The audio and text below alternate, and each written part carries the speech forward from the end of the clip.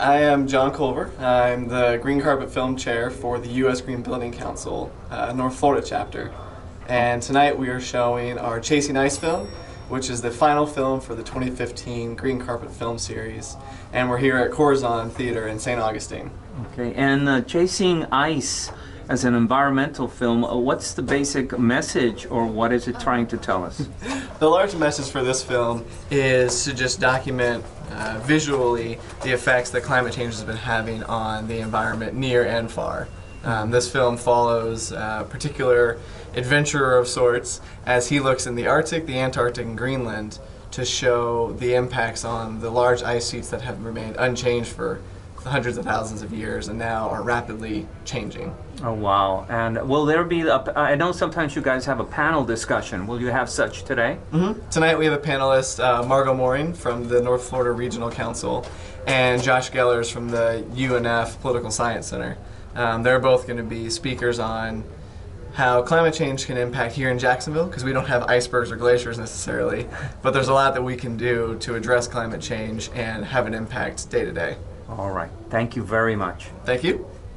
Entire houses being swept away by floodwaters in the west. Fires stretch from one end of Texas to the other. Tornadoes, a dozen tornadoes have already been spotted.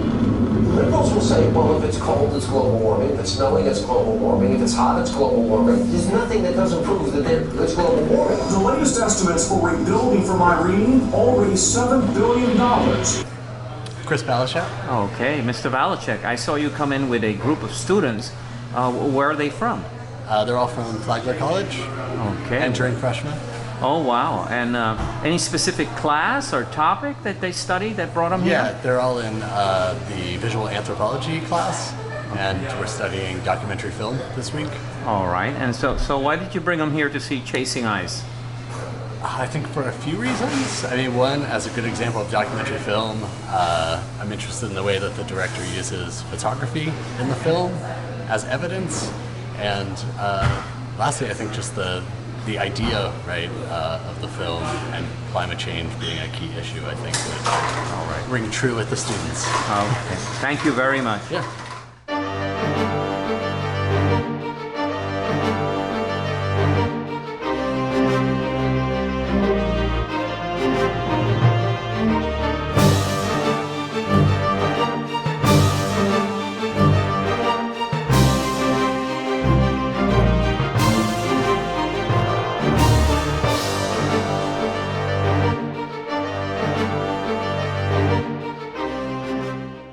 This is a great galvanizing force to demonstrate that climate change is occurring, and I think the time-lapse way is a really brilliant way of sort of demonstrating that. But I think the concern is, how do we then take that information and assign responsibility for taking action?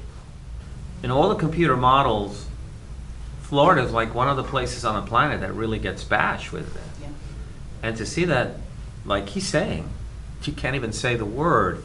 In Miami, there is a movement because the business community, being the richest town with all the is going underwater or whatever, they're sort of pumping money to try to fix some of the problems of the seas rising.